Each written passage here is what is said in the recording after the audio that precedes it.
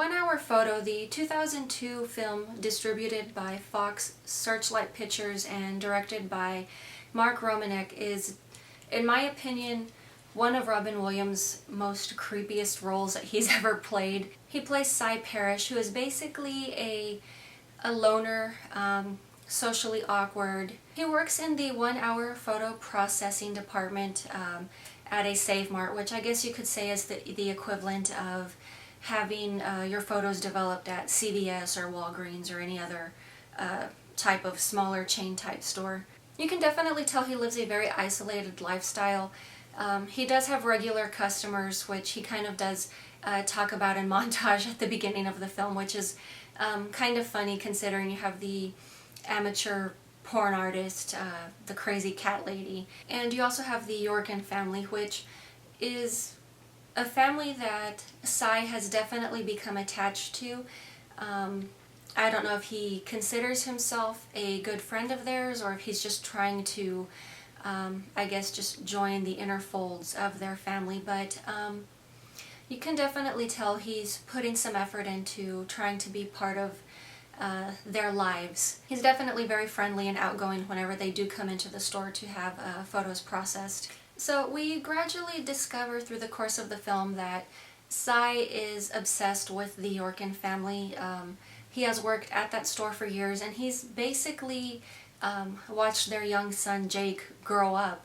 He's been processing their photos for countless years. He fantasizes about being part of their family. He has a very over-idealistic vision of perfection that he thinks that they embody. And for some odd reason, Cy wants a piece of that. There's a scene in the film where he goes over to the home. He puts on the husband Will's clothes. Obviously, the home is empty at the time.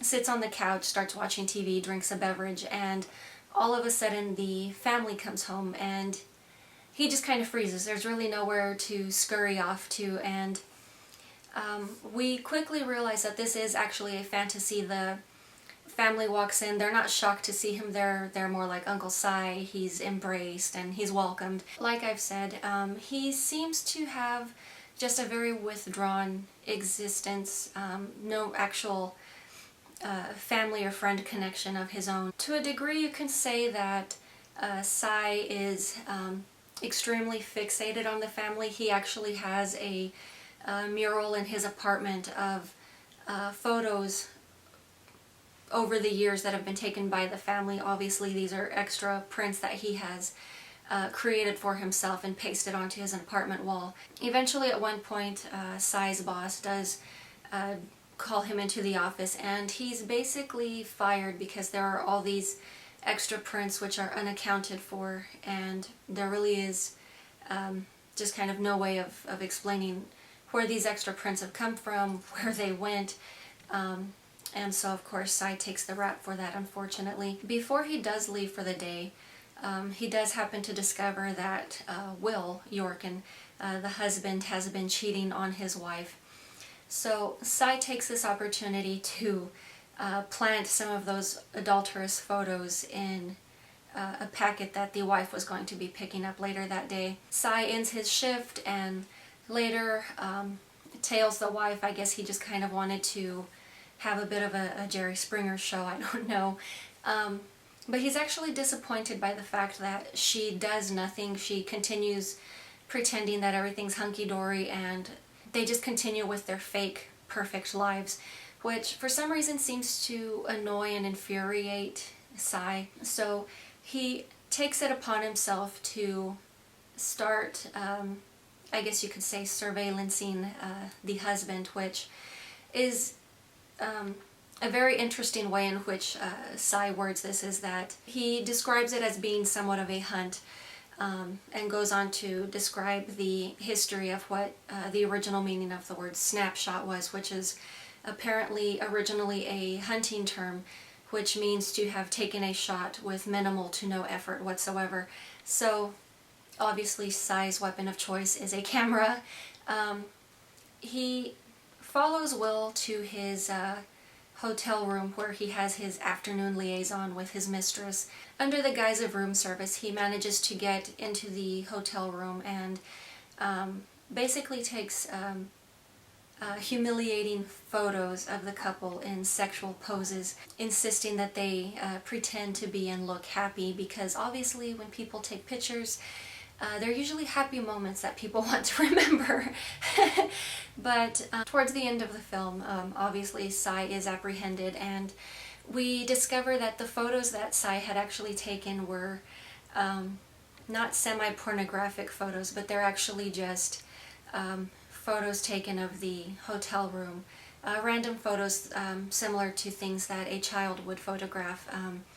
Rings on a shower curtain, a sofa armchair. So to me what this implies is that even though Sai is, I guess you could say, damaged to a degree, he still has a very strong, innocent, childlike quality to him. When questioned why Sai had lashed out against Will Yorkin, Sai goes on to tell a story about being humiliated and misused as a child by his father. So to me what this says is that Will Yorkin basically became Sai's father. This was more a case of course, not only being let down and disappointed by the fact that his idealistic family was a fake, but basically just kind of punishing Will Yorkin for being a horrible person, same as his father was. So I view this as displaced anger. In his mind, perhaps Sai was just getting back at his father for what had happened to him. So he was obviously turning Will Yorkin into the whipping boy here. Of course, not that it wasn't well-deserved, but you know, in a realistic world, that is a very strange series of events there. So originally director Mark Romanek had intended for the film to have been a bit longer. Of course, due to the studio's insistence, some scenes were cut, some scenes were reshot with shortened dialogue. Numerous of Sai's monologues throughout the film had also been cut. The length of the film was not the only thing that had been changed or affected. Originally, Trent Reznor, obviously of Nine Inch Nails, had been contracted to work on the film score, which featured more of an older musical type flow to it. Ultimately, the original score was not used, and some of that music was actually repurposed for the album still. So, I don't know, I guess to some degree you can kind of get a taste of what the original film score may have been, although not quite. Originally, Robin Williams was also to have played the Save Mart manager, not the actual lead role in this film. But upon reading the script for the second time, he actually requested the role of Sai. So I think that was actually an excellent choice. He played it extremely well. It's the most different thing that he's ever done, and he really pulls it off. He manages to convince you that he is someone else. Interestingly enough, Jack Nicholson had originally been considered for the role of Sai.